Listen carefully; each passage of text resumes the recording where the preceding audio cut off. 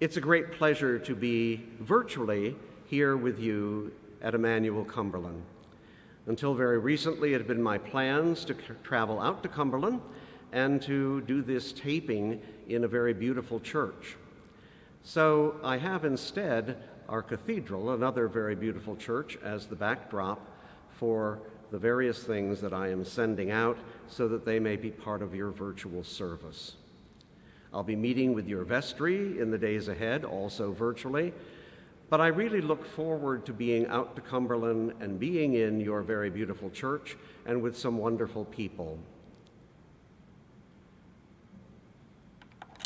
Let the words of my mouth and the meditation of our hearts be always acceptable in your sight, O Lord, our strength and our Redeemer.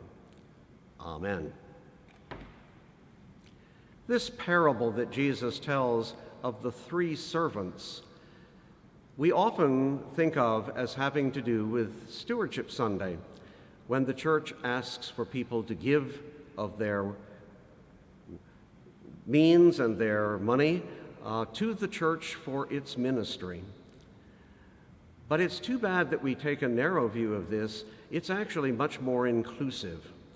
And it's not so much a story of giving as it is a story of responding. And even more than that, it is a story about investment. The story is really about investing the whole person. And even though it is set in the context of perhaps the last day of judgment, when God will decide how well we've used our time, how well we've used our talents, and how we've invested our money, it has a lot to do with our service of God in this very moment, even amidst COVID, and I'll come back to that in a moment. The lesson, as I say, is about investing, and it acknowledges that God has been the giver of all that we have. You know, as Episcopalians, we sometimes say as we lift the offering plates, "All things come of thee, O Lord, and of thine own have we given thee," which is an acknowledgement that God owns everything. God is the giver of our life and our length of days. God has also, in his wonderful plan, made it clear that all of us have specific talents and abilities, and those are God-given. They're the very things that bring us joy. They usually enable us to earn our income. They are very much involved in who we are as a person, and we are all wonderfully different. Also, God has given us our resources, the things that we earn with the talents that we have. And all of these things are to be shared in special ways, since we are called to help God in the creation of a better world. It's not appropriate for people to go through life just enjoying themselves and trying to get as many material comforts as they possibly can get. It's appropriate and necessary for people to nurture the spiritual sides of their being and to give of their time for the ministry of the church. It's also fair to say that we are needing more and more people to give of their talents and their abilities and to be taking leadership in the life of the church and the world. And we also need the resources. Now, this is a very strange time that we're in, a time of COVID, in which many of us are feeling isolated and removed from the usual. If you're like me, you very much miss not being able to hug people, or even mostly to see people, except on a little square on the internet or over the internet. It's very difficult for people in our culture to imagine that the ministries need to continue and that we need to be fully involved in them.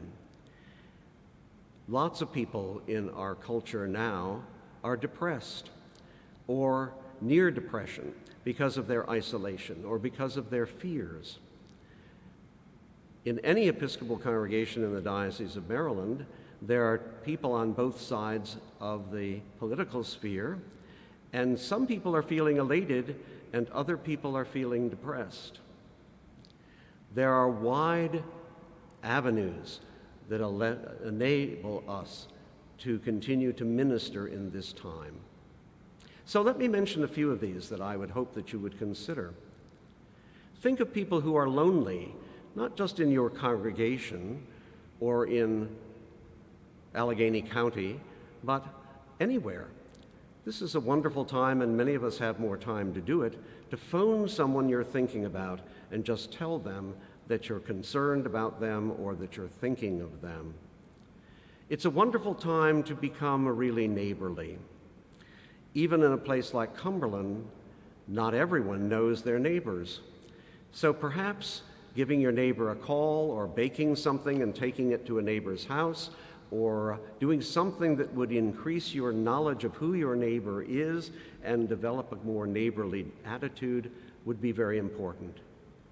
If you know people who are isolated and alone in your neighborhood, you might check on them on a basics, like once a day or at least once or twice a week to check to see if they're all right, to offer to pick up groceries if they can't get out. There are a variety of things that we can do with our time and our talents that will fill this time. It's also necessary for us to be really committed to sharing the love of God in our lives. Now that may seem very basic and it may seem like we've been doing that all along, but let me suggest a challenge. America is longing to heal, and in the days ahead, we will either heal as a nation or we will remain sharply divided to our own detriment, and I think actually to the detriment of our world. How about seeking out the very persons you know at church, in the community, who are perhaps on the opposite side of the political spectrum? Reaching out, calling someone, just finding out how they are. Engaging in conversation. Christian action in the days ahead is going to involve a lot of respectful listening across both sides. It's going to involve a great deal of self-sacrifice. Instead of pontificating about what I believe, I need to sit and listen to what someone else believes.